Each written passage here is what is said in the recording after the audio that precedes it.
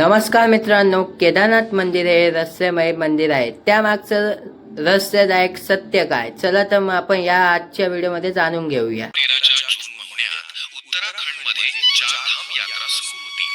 दरवर्षीप्रमाणे लाखो भाविक हिमालयात पोहोचत होते. महाराष्ट्र, गुजरात, दिल्ली, बंगाल, दक्षिण भारत देशाच्या प्रत्येक कोपऱ्यातून लोक आले होते. कोणी नवस फेडण्यासाठी आले होते, कोणी आयुष्यभराची इच्छा पूर्ण करण्यासाठी, तर काही वृद्ध लोक म्हणत होते, आता एकदा बाबा केदारचं दर्शन झालं तर आयुष्य सफल. केदारनाथ मंदिर हे फक्त मंदिर नाही, ते श्रद्धेचं केंद्र आहे. समुद्र सपाटीपासून जवळजवळ 11,000 फूट उंचीवर उभा असलेलं हे मंदिर हजारो वर्षांपासून हिमालयाच्या कठीण हवामानाशी लढत होतं. पण त्यावर्षी हिमालय काहीतरी वेगळंच सांगत होता. मान्सून नेहमीपेक्षा खूप लवकर उत्तराखंडमध्ये पोहोचला होता.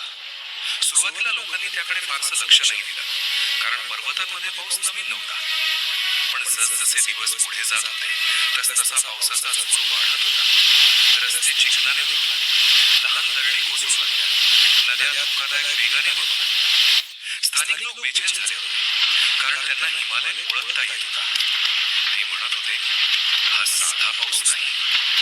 पण यात्रेकरूंची संख्या इतकी मोठी होती की कोणीही थांबायला तयार नव्हतं. त्या दिवसात केदारनाथ परिसरात हजारो लोक होते. हॉटेल्स भरली होती, धर्मशाळांमध्ये जागा नव्हती, काही जण उघड्यावर थांबले होते. अनेक कुटुंब मुलांसह प्रवास करत होती. कोणी गरम चहा घेत बसलं होतं, तर कोणी मंदिराच्या दर्शनासाठी रांगेत उभं होतं. त्या गर्दीत कुणालाच कल्पना नव्हती की काही तासांनंतर त्यांच्यापैकी अनेक जण कायमचे गायब होणार होते. 16 जून 2013 संपूर्ण दिवस मुसळधार पाऊस सुरू होता. पर्वत धुक्याने झाकले गेले होते. संध्याकाळ होताच वातावरण आणखी भयानक झालं. वाऱ्याचा वेग वाढला, आकाशात सतत वीज चमकत होती. रात्रीपर्यंत अनेक यात्रेकरूंना भीती वाटू लागली. काहींनी खाली परतण्याचा विचार केला, पण त्यावेळेपर्यंत उशीर झाला होता. रस्ते बंद झाले होते, संपूर्ण परिसर जणू अडकला होता. आणि त्या रात्री चोराबरी ग्लेशियर जवळ एक शांत दिसणारा तलाव भरत चाललं होतं. सततच्या पावसामुळे त्या तलावात प्रचंड प्रमाणात पाणी जमा झालं होतं, पण खाली असलेल्या हजारो लोकांना त्याची कल्पनाही नव्हती. रात्री सुमारे 2च्या सुमारास काही स्थानिकांनी विचित्र आवाज ऐकायला सुरुवात केली.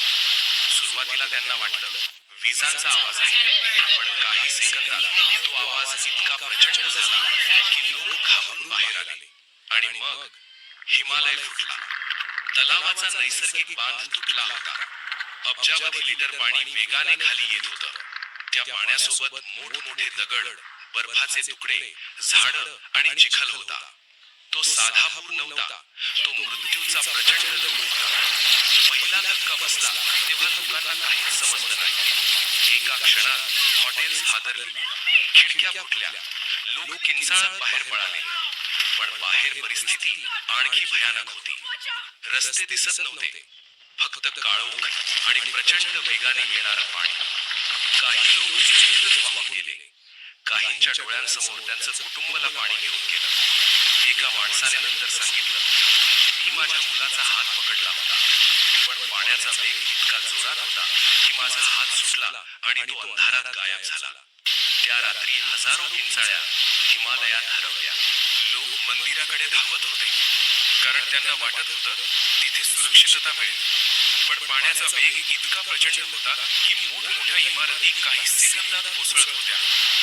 जिथे काही तासांपूर्वी भक्तांची गर्दी होती, तिथे आता मृत्यू फिरत होता.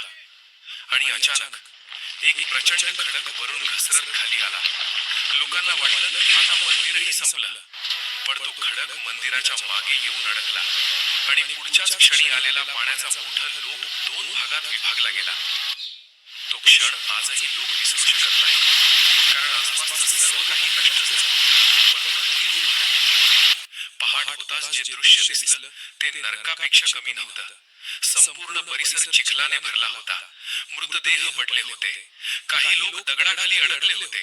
काही जण आपल्या कुटुंबाला वेड्यासारखे शोधत होते. आकाशात अजूनही पाऊस होता. थंडी वाढत होती आणि हजारो लोक अडकले होते. कोणताही संपर्क नव्हता. मोबाईल नेटवर्क बंद, रस्ते गायब, अन्न संपत होतं.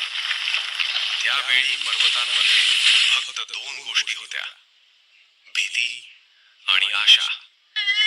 एका वृद्ध महिलेने नंतर सांगितलं, माझा मुलगा आणि सून दोघं वाहून गेले, पण माझा नातू एका दगडाला धरून जिवंत राहिला. अनेक मुलं त्यांच्या आई वडिलांपासून वेगळी झाली होती. काही लहान मुलं मृतदेहांच्या मध्ये बसून रडत होती. आणि त्या सगळ्यात मंदिरासमोर काही लोक शांत बसले होते, कारण त्यांनी सर्व काही गमावलं होतं. संपूर्ण भारताला या आपत्तीची माहिती दुसऱ्या दिवशी मिळाली. टीव्हीवर दिसणारी दृश्य पाहून लोक हादरले. कुणी कल्पनाही केली नव्हती की हिमालयात इतका मोठा विनाश झाला असेल. पण खरी भीती अजून पुढे होती, कारण हजारो लोक अजूनही पर्वतांमध्ये अडकले होते आणि हवामान इतकं खराब होतं की मदत पोहोचणं जवळजवळ अशक्य होतं. त्यानंतर सुरू झाला भारतीय इतिहासातील सर्वात मोठ्या रेस्क्यू ऑपरेशन्स पैकी एक. पण त्या रेस्क्यू ऑपरेशन दरम्यान जवानांनी जे पाहिलं ते ऐकून आजही अंगावर काटा येतो. कारण केदारनाथ मध्ये फक्त पूर नव्हता, तिथे मृत्यूचं साम्राज्य पसरलं होतं. आणि त्या अंधारात एक अशी गोष्ट सापडणार होती ज्याने संपूर्ण देशाला हादरवून टाकलं. पाऊस अजूनही थांबला नव्हता. 17 जून 2013 ची सकाळ झाली होती. पण केदारनाथ मध्ये सकाळ म्हणजे प्रकाश नव्हता, तर विनाशाचा स्पष्ट दिसू लागलेलं रूप होतं. रात्रीच्या अंधारात जे काही घडलं होतं त्याची खरी भीती आता लोकांच्या डोळ्यांसमोर उभी राहू लागली. जिथे काही तासांपूर्वी यात्रेकरूंची गर्दी होती, तिथे आता फक्त चिखल, तुटलेल्या इमारती आणि मृतदेह पडले होते. काही मृतदेह अर्धे चिखलात गाडलेले, काही पाण्यात वाहत होते. काही लोक अजूनही जिवंत होते, पण त्यांच्या डोळ्यात आशा उरली नव्हती, कारण त्यांनी त्यांच्या आयुष्यातलं सर्व काही त्या एका रात्रीत गमावलं होतं. त्या सकाळी केदारनाथ मध्ये जिवंत राहिलेल्या प्रत्येक व्यक्तीकडे अशीच एखादी भयावह कथा होती. काही लोक पूर्ण रात्र दगड पकडून बसले होते, काही जण मंदिराच्या भिंतीला चिकटून वाचले, तर काहींनी स्वतःच्या डोळ्यांसमोर संपूर्ण कुटुंब वाहून जाताना पाहिलं. पण खरी समस्या आता सुरू झाली होती, कारण हजारो लोक अजूनही पर्वतांमध्ये अडकले होते. कोणताही रस्ता उरला नव्हता, मोबाईल नेटवर्क बंद झालं होतं, अनेक पूल वाहून गेले होते आणि हवामान इतकं खराब होतं की हेलिकॉप्टर उडवणं सुद्धा जीवावर येत होतं. दिल्लीपर्यंत बातमी पोहोचली तेव्हा सुरुवातीला कोणालाच खरी परिस्थितीची कल्पना नव्हती, कारण उत्तराखंड मधल्या अनेक भागांचा पूर्ण संपर्क तुटला होता. टीव्ही चॅनल्सवर फक्त एकच बातमी सुरू होती, केदारनाथ मध्ये मोठी आपत्ती. पण मोठी हा शब्द सुद्धा त्या विनाशासाठी लहान होता. त्यावेळेपर्यंत हजारो लोक बेपत्ता झाले होते, काहींचा कोणताही पत्ता नव्हता आणि अनेक कुटुंबांना अजूनही वाटत होतं आपले लोक जिवंत असतील. पण हिमालयात परिस्थिती प्रत्येक मिनिटाला भयानक होत चालली होती. त्या दिवशी Indian army, Indian air force, ITBP आणि NDRF ची पथकं तातडीने रवाना झाली. जवान जेव्हा पहिल्यांदा केदारनाथ परिसरात पोहोचले तेव्हा काही सेकंद तेही शांत उभे राहिले, कारण त्यांनी असं दृश्य कधीच पाहिलं नव्हतं. पावसामुळे मृतदेह चिखलात अडकत होते, काही ठिकाणी लोक मदतीसाठी ओरडत होते, पण त्यांच्यापर्यंत पोहोचणं अशक्य होतं, कारण प्रत्येक पाऊल धोकादायक होतं. पर्वत अजूनही कोसळत होते, पाण्याचा प्रवाह अजूनही सुरू होता आणि हवामान सतत बदलत होतं. तरीही जवानांनी हेलिकॉप्टरद्वारे लोकांना बाहेर काढण्याचं काम सुरू झालं.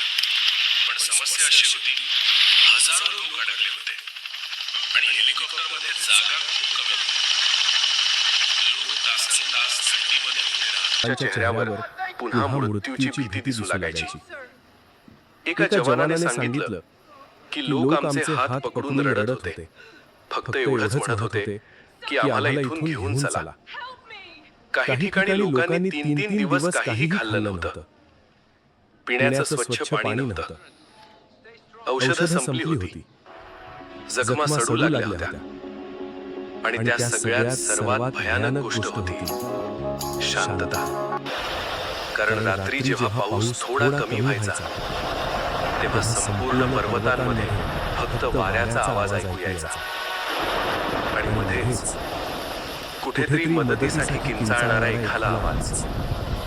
अनेक जवानांनी नंतर सांगितलं की त्या रेस्क्यू ऑपरेशनने त्यांना मानसिकरित्या हादरवून टाकलं, कारण ते जिथे जात होते तिथे त्यांना मृतदेहच दिसत होते. काही ठिकाणी संपूर्ण कुटुंब एकत्र सापडले. जणू शेवटच्या क्षणी त्यांनी एकमेकांचे हात घट्ट पकडले होते. पण या सगळ्या गोंधळात आणखी एक गोष्ट देशभर चर्चेत येऊ लागली. ती म्हणजे मंदिर कसं वाचलं. संपूर्ण परिसर नष्ट झाला. मोठमोठ्या कॉन्क्रीटच्या इमारती वाहून गेल्या.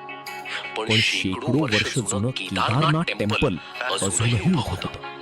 लोकांनी त्याला चमत्कार म्हणायला सुरुवात केली. काही यात्रेकरू म्हणत होते स्वतः भगवान शंकरांनी मंदिराचं रक्षण केलं. तर वैज्ञानिक आणि अभियंते मंदिराची रचना अभ्यासू लागले. मंदिर मोठ्या दगडांनी इंटरलॉकिंग पद्धतीने बांधलेलं होतं. त्याच्या मागे अडकलेल्या विशाल खडकाने पाण्याचा वेग तोडला होता. त्या खडकाला नंतर लोकांनी भीमशिला नाव दिलं. पण त्यावेळी लोकांसाठी विज्ञानापेक्षा भावना मोठ्या होत्या. पण पर्यटन आणि पैशाच्या हव्यासात अनेक नियम दुर्लक्षित झाले आणि 2013च्या आपत्तीने त्या दुर्लक्षाची किंमत हजारो लोकांनी जीव देऊन चुकवली. काही अहवालांमध्ये सांगितलं गेलं की जर नदीकाठचं अनियंत्रित बांधकाम कमी असतं तर मृत्यूचा आकडा कमी असू शकला असता. पण आता खूप उशीर झाला होता. त्यावेळेपर्यंत हजारो कुटुंब उद्ध्वस्त झाली होती. देशभरात लोक आपल्या नातेवाईकांचा शोध घेत होते. टीव्हीवर हरवलेल्या लोकांचे फोटो दाखवले जात होते. रेल्वे स्टेशनवर, बस स्थानकांवर प्रत्येक ठिकाणी रडणारी माणसं दिसत होती. एका आईने पत्रकाराला सांगितलं, माझा मुलगा फक्त दर्शनासाठी गेला होता. आता तो जिवंत आहे की नाही हेही मला माहित नाही. आणि अशा हजारो कथा होत्या. पण त्या सगळ्यात एक घटना संपूर्ण देशाला हादरवून गेली. 18 जूनला रेस्क्यू ऑपरेशन दरम्यान अचानक हवामान पुन्हा खराब झालं. एक हेलिकॉप्टर पर्वतांमध्ये कोसळलं. त्या दुर्घटनेत अनेक जवान मृत्युमुखी पडले. ते लोक इतरांना वाचवण्यासाठी आले होते, पण हिमालयाने त्यांनाही सोडलं नाही. त्या घटनेनंतर संपूर्ण देश सुन्न झाला. कारण आता ही फक्त नैसर्गिक आपत्ती नव्हती, तर ती बलिदानाची कहाणी बनली होती. जवान सतत मृत्यूच्या सावलीत काम करत होते, तरीही रेस्क्यू ऑपरेशन थांबलं नाही. दिवस रात्र हजारो लोकांना बाहेर काढलं जात होतं. आणि जसजसं हवामान स्वच्छ होत गेलं तसतसं केदारनाथचं खरं भयावह रूप समोर येत गेलं. पर्वतांमध्ये अजूनही असंख्य मृतदेह अडकले होते. काही इतके दूर वाहून गेले होते की त्यांची ओळख पटवणं अशक्य होतं. आणि मग एक असा निर्णय घेतला गेला ज्यामुळे अनेक लोक संतापले. कारण प्रशासनाला काही भाग मास क्रेमेशन झोन्स म्हणून वापरावे लागले. मृतदेह इतके होते की त्यांना लगेच अंत्यसंस्कार करणं आवश्यक होतं. त्या धुराने संपूर्ण दऱ्या भरल्या आणि त्या दिवसात केदारनाथमध्ये फक्त दोनच गोष्टी दिसत होत्या, मृत्यू आणि जगण्यासाठी चाललेली झुंज. पण या सगळ्यात अजून एक रहस्य उरलं होतं. त्या रात्री नेमकं किती लोक मरण पावले. सरकारी आकडे आणि प्रत्यक्ष वास्तव यात इतका फरक का होता? आणि सर्वात मोठा प्रश्न, हिमालयाने अचानक इतकं भयानक रूप का घेतलं? ही फक्त नैसर्गिक आपत्ती होती की मानवाने स्वतःचा विनाश तयार केला होता?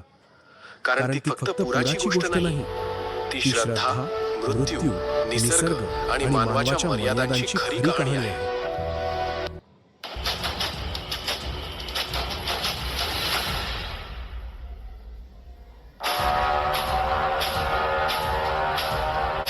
व्हिडिओ आवडला असेल तर चॅनलला सबस्क्राईब करा आणि व्हिडिओला लाईक, कमेंट, शेअर करा. हर हर महादेव.